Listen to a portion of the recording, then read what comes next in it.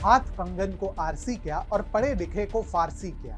ये पंक्ति आपने बहुत बार सुनी होगी, परंतु इसका साधारण अर्थ यही है कि अगर आप अपने हाथ में कंगन पहने हैं तो उसके लिए आईने की क्या आवश्यकता है, और अगर आप पढ़े लिखे हैं तो फारसी कौन सी बड़ी चीज है। प्रत्यक्ष रूप से देखने के बाद किसी को भी प्रमाण की आवश्यकता नहीं पड़ती है।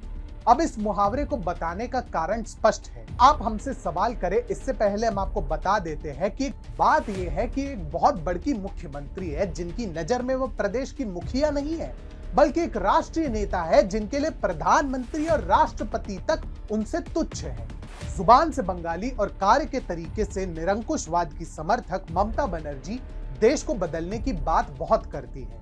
उनकी माने तो देश में विकास का बस एक ही पैमाना होना चाहिए और वह है पश्चिम बंगाल। लेकिन पश्चिम बंगाल की अर्थव्यवस्था और वहां की नौकरी की हालत इतनी बुरी है कि आप सुनकर ही शर्म से अपना सर झुका लेंगे। और जानेंगे पूरे मामले को विस्तार से TFI पर मेरे यानी अनिमेश के साथ। तो चलिए आरंभ करते हैं।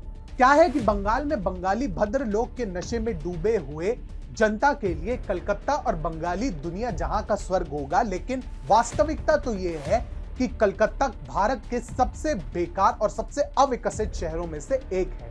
अब तो ऐसा मान लीजिए कि विकास के सारे खोखले दावों को तोड़ते हुए नीति आयोग की वर्तमान रिपोर्ट ने ममता बनर्जी के मुंह पर एक करारा तमाचा जड़ दिया है। संयुक्त राष्ट्र के SDG इंडिया इंडेक्स के शहरी सूचकांक में बेंगलुरु को रोजगार और आर्थिक विकास के लिए भारत में सर्वश्रेष्ठ शहर के रूप में स्थान दिया गया, जबकि कोलकाता को निम्नतम स्थान पर रखा गया है। देश के आर्थिक थिंक टैंक नीति आयोग द्वारा मंगलवार को जारी पहली सतत विकास लक्ष्य शहरी सूचकांक दिखाता है कि बेंगलुरु देश का सबसे अच्छा और एकमात्र शहर है जो अच्छी नौकरियां प्रदान कर रहा है और आर्थिक विकास सुनिश्चित कर रहा है, और कलकत्ता इस सूची में सबसे आखिरी पायदान पर है।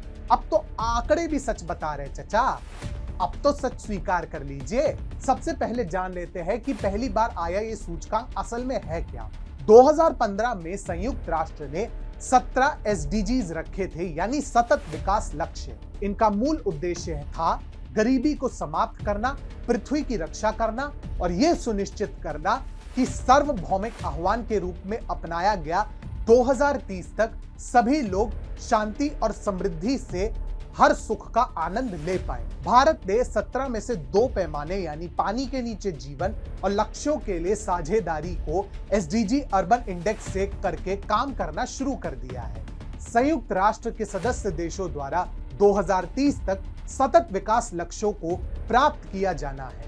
वर्तमान में दुनिया के किसी भी देश ने अभी तक उन्हें प्राप्त नहीं किया है, लेकिन फिनलैंड, स्वीडन और डेनमार्क ने लगभग 85% लक्ष्यों को प्राप्त कर लिया है। बताते चले कि नीति आयोग ने इन्हीं लक्ष्यों के मद्देनजर हो रहे कामों के अवलोकन हेतु सूचकांक बनाना प्रारंभ कर दिया है और अब इसके परिणाम सबके सामने हैं। भारत में शिमला एकमात्र ऐसा स्थान है जो सतत विकास सुनिश्चित कर रहा है, क्योंकि इसने 15 मापदंडों के आधार पर सूचकांक में शीर्ष स्थान हासिल किया है। शिमला को 75.5% अंक मिले हैं और इसके बाद कोयंबटूर को 73.29 अंक, तिरुवनंतपुरम को 72.36 अंक, चंडीगढ़ को 72.36 अंक और कोच्चि को 72.29 अंक प्राप्त हुए हैं। ये तो खैर शीर्ष स्तर की बात हो गई। अब पूरी सूची में सबसे निचले स्तर पर है भारत का कोयला राजधानी धनबाद, जिसे 52.43 अंक प्राप्त हुए हैं। इसके बाद आता है मेरठ, जिसे 54.64 अंक प्राप्त हुए हैं, ईटानगर जिसे 55.29 अंक प्राप्त हुए हैं, गुवाहाटी जिसे 55.79 अंक प्राप्त हुए हैं और पटना जिसे 57.29 अंक प्राप्त हुए हैं। बताते चले कि एक शहर अधिकतम 100 अंक हासिल कर सकता है। 65 और 99 के बीच का स्कोर एक शहर को फ्रंट रनर के रूप में वर्गीकृत करता है। 50 से 64 के बीच स्कोर करने वाले को परफॉर्मर कहा जाता है और 50 से नीचे स्कोर करने वाले को आकांक्षी माना जाता है। 15 स्थायी लक्ष्यों में से 8वां लक्ष्य अच्छा काम और आर्थिक विकास प्रदान करने पर आधारित है।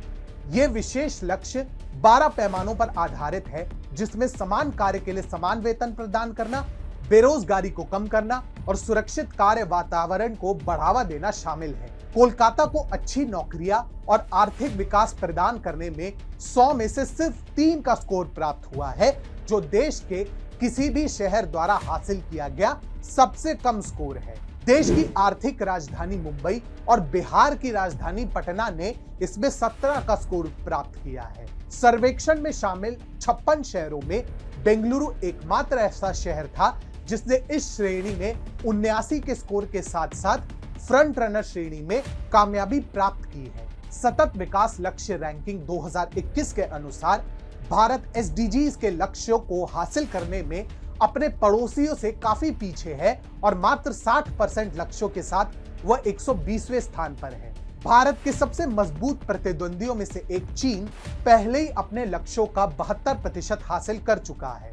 अन्य पड़ोसियों में बांग्लादेश 63%, म्यांमार 65%, नेपाल 66%, श्रीलंका 68% और भूटान 70% लक्ष्य हासिल कर चुका है। पाकिस्तान अकेला ऐसा पड़ोसी देश है जो इन लक्ष्यों को हासिल करने में भारत से पीछे है। वो राज्य जो क्षेत्रवाद में फंसे हुए हैं, जो सांप्रदायिक तनाव को राजनीतिक लाभ बनाकर राजनीति करते हैं, वही भारत के इस बुरे परिणामों हेतु दोषी है। भारत में अधिकतर भाजपा शासित प्रदेशों ने बढ़िया काम किया है, फिर वो चाहे कर्नाटक हो, गुजरात हो, उत्तर प्रदेश हो, हिमाचल हो या फिर मध्य प्रदेश हो।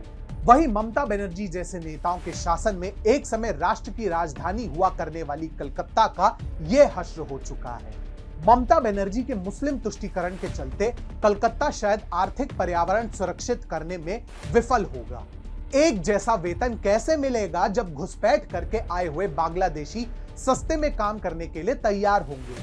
बेरोजगारी कैसे दूर होगी जब बांग्लादेशी घुसपैठियों की संख्या में इस तरह से इजाफा होता रहेगा? कुल मिलाकर ये कहना गलत नहीं होगा कि कलकत्ता की जो नाक इस सूचकांक में कटी है वह प्रशासनिक व्यवस्था के लचर और भ्रष्ट रवैये के चलते हुई है। अफसोस की बात यह भी है कि ममता इस मोर्चे पर कभी भी खेला नहीं खेलेंगी।